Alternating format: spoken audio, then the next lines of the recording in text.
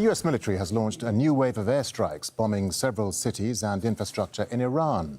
Washington and Tehran have been trading daily attacks for nearly a week now. U.S. forces have struck key coastal cities along the Strait of Hormuz. Iranian state media is reporting explosions in the port city of Bandar Abbas and Qamir. Qeshm Island, a critical oil export hub off Iran's coast, has also come under attack. There are explosions reported at an airport in Iran in the southeast of the country.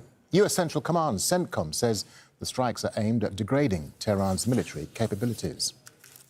Well, this is the aftermath of a U.S. air attack on a bridge in Bandar Abbas. It's a key artery linking the port city to other cities further inland.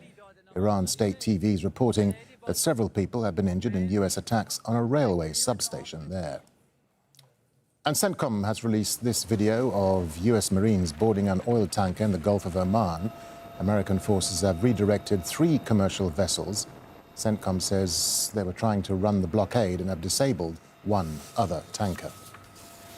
Well, Iran's been carrying out strikes targeting American assets in the region. Attacks have been reported in Kuwait, Bahrain and Jordan.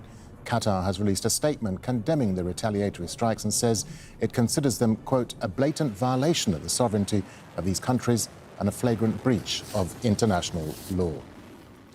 We're live in Doha, Washington, D.C., but first let's head to Tehran and speak to Tawhid Asadi. Tawhid, so a new round of U.S. strikes on southern Iran. Talk us through what's been targeted and where. Well, indeed, Iranian southern coastal cities have been coming under fire for yet another night, and compared to previous nights, we've got reports about attacks on the infrastructure of the country in several cities. We know that in Ahvaz, explosions are reported.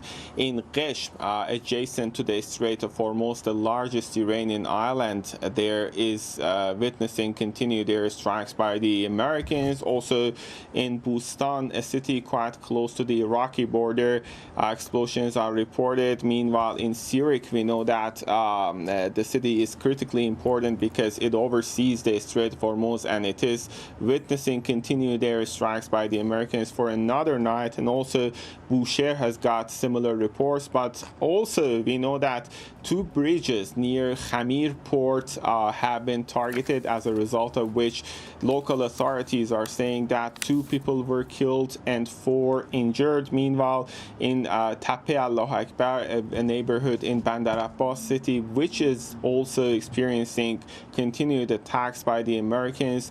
We've got attacks reported to a residential area, as a result of which 8 people were injured, 1 killed, according to local authorities.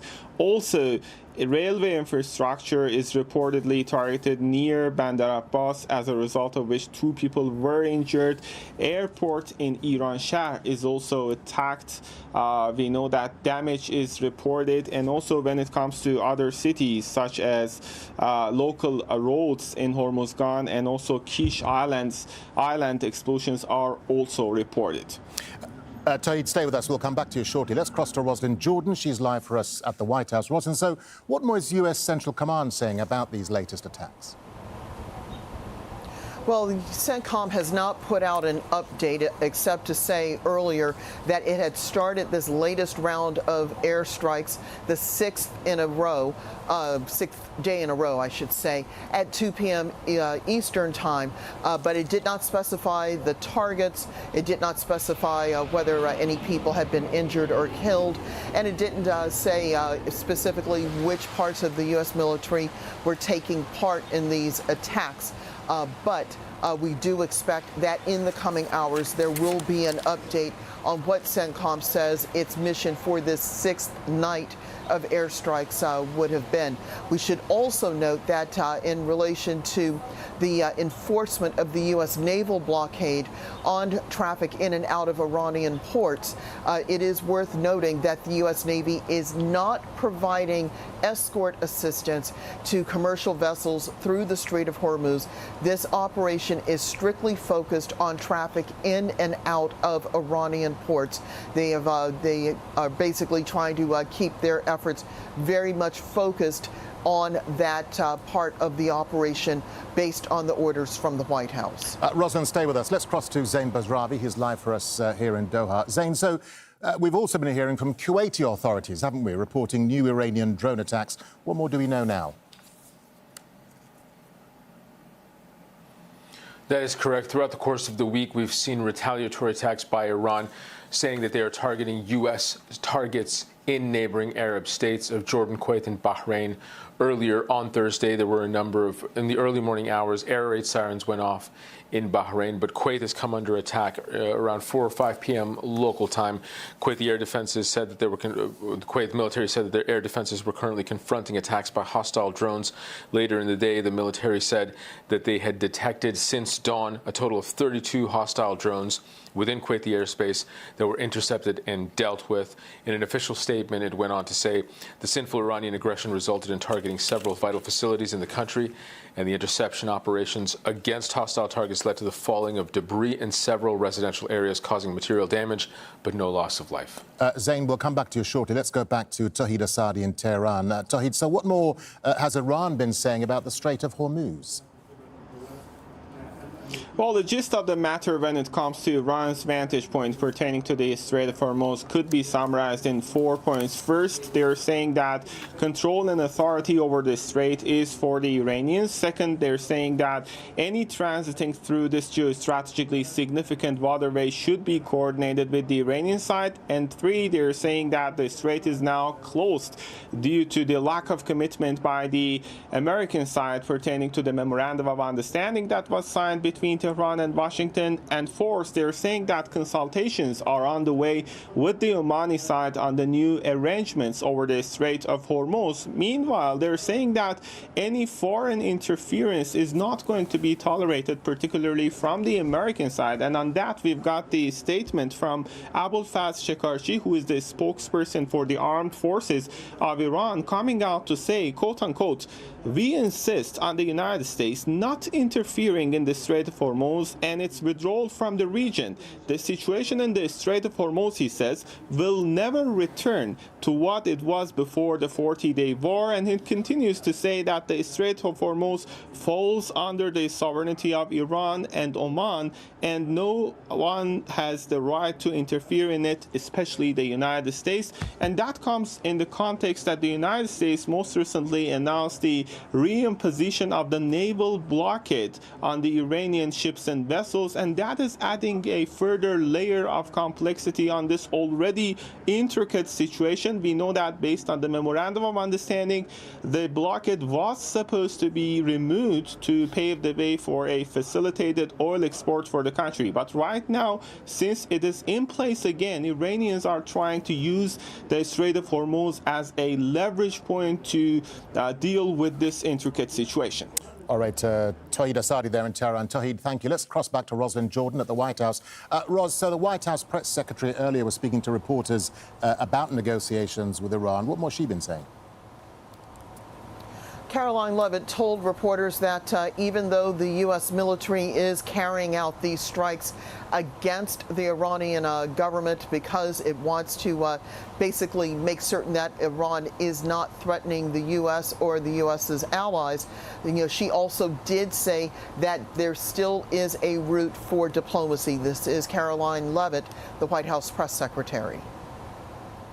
Iran very much continues to talk to the United States of America and express that they want to make a deal with us because they are suffering devastating blows on behalf of our United States military. The reason, and this is important for the American people to understand, the reason for the recent strikes over the course of the last several days is because Iran violated the memorandum of understanding that we struck with them. Specifically, in the memorandum of understanding that they signed, they were not to fire on commercial vessels moving through the Strait of Hormuz. And unfortunately, they have made the tragic decision for them to do that. One thing that is important is that Caroline Leavitt nor the president have actually said whether or not the memorandum of understanding is actually defunct. It does appear, for all intents and purposes, to no longer be in effect, given that the president late last week sent a letter to Congress notifying them that U.S. military forces were once again engaged in hostilities against the Iranian Iranian government. But that said, there still is this flicker of hope that somehow diplomacy can be brought back into the equation and possibly can be used to end the war between the U.S. and Iran, which started, of course, as our viewers know, back on February 28th. All right, Ros in Jordan, live for us there at the White House. Ros, thank you. Well, Qatar has released a statement denying Israeli media reports alleging the country had agreed to participate in principle against military action in Iran. Well, back to Zain Basravi. Zain, so tell us what Qatari officials are saying and just remind our viewers of the context behind this. Well, Qatar's denial is key to Qatar maintaining its foreign policy positioning as a neutral country with a non-aggression policy towards regional allies and really in any international conflict. Let me read to you the statement. The International Media Office expresses the state of Qatar's categorical rejection of the false reports published by Israeli media outlets in which they claim that Qatar had agreed to participate in a military action against the Islamic Republic of Iran. The office confirms that these allegations were circulated by individuals seeking to drag the state of Qatar into the conflict, undermine its pivotal role in mediation, and push the region towards further escalation and chaos. In this context, it notes that Qatari officials have repeatedly affirmed since the beginning of the conflict that the state of Qatar has not and will not participate in any military action against any of the neighboring countries. The office also emphasizes that the state of Qatar will not allow such misleading allegations to undermine its ongoing diplomatic efforts to end the conflict, as it will continue its good offices in coordination with its regional and international partners to reach a comprehensive and sustainable agreement that addresses the concerns of all parties involved. So in this statement, it makes clear that it is protecting its neutral political position, that it is safeguarding its role as a mediator in this current conflict, that it is messaging to Iran that it did not participate in any it has no operational role in terms of carrying out attacks against any Iranian targets. And once again, Qatar is doing what it has done since the beginning of this conflict, which every GCC country has done since the beginning of this conflict, which is call for de-escalation and dialogue. All right, Zain Basravi, live for us here in Doha. Zain, thank you. Let's bring in Joel Rayburn. He's a retired U.S. Army colonel and a former senior U.S. diplomat. He joins us live from Washington, D.C. Joel, so we've seen this worrying escalation in the attacks between the U.S. and Iran. So what is the main U.S. strategic objective here? Is it to use military force to pressure Iran to get back to negotiations? Well, I think that's exactly what it is, Darren. I think, honestly, the Iranian regime's not living up to the memorandum of understanding has led President Trump to lose his patience with their interactions so far. So, yeah, it's a return to what appears to be intense, but probably time-limited military strikes to try to reestablish, I think, in the minds of the Iranian leaders, the credibility of President Trump's willingness to use force and to go further in order to get them back to the table. I think that's right. Yeah, and it's an important point you make because both sides are not yet back at all-out war, but we are somewhere perhaps in the middle of a hot war and a cold war with what many see as an ongoing low-level intensity conflict, which is the point you're making. So, I mean, how sustainable are current U.S. military operations, which are mainly based on air and naval power, but still no boots on the ground? Well, I think they're sustainable for quite some time. I mean, the U.S., the forces are in place. I think the theater logistics are there. There's not a problem with critically short standoff munitions because there's no real air defense and missile defense threat from the Iranian regime. So U.S. aircraft can go wherever they want, really, in Iranian airspace if they need to. So, yeah, the U.S. can do this for quite a while, I think.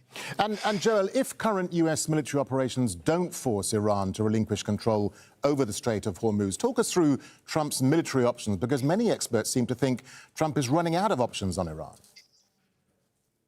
Yeah, I don't understand that attitude. I mean, when you look at the balance of forces between the U.S. and Iran, and even more so if the Israelis were to rejoin the campaign, if the U.S. were to have the Israelis to rejoin the campaign, I mean, the Iranian regime has no air defense. It cannot defend its airspace. U.S. aircraft and Israeli aircraft could overfly Tehran or anywhere else in Iran for as long as they want. And really, that would paralyze the Iranian regime and probably cause them to grind to a halt as a state and probably be on the brink of collapse. And so President Trump has that in his back pocket. He also has critical regime infrastructure like their telecoms, their electrical grid, their refining capacity, and so on, which would also grind them to a halt. So, I mean, the Iranians don't have, they can't go very far up the escalatory ladder here. And they tend to miscalculate and misread President Trump. I think they'd be ill-advised to do it again. Joe, just a final thought to you. I mean, Trump has repeatedly said that Iran has reached out and wants a deal, but Iran has basically said sovereignty over the Strait of Hormuz is a red line. So what would a new deal look like against what's already on the table in the Memorandum of Understanding? I mean, no one in the world is going to support the Iranians asserting sovereignty over an international waterway. If a rogue country, if a rogue regime is able to get away with that and essentially hold the Persian Gulf and its energy production hostage by asserting sovereignty over an international waterway, then other rogue regimes are going to copy that and other choke points and so on, and the global economy would fall apart. So no one's going to tolerate that, and they shouldn't. All right, Joel Rayburn, retired U.S. Army colonel and former senior U.S. diplomat. Joel, thank you. Yeah, my pleasure.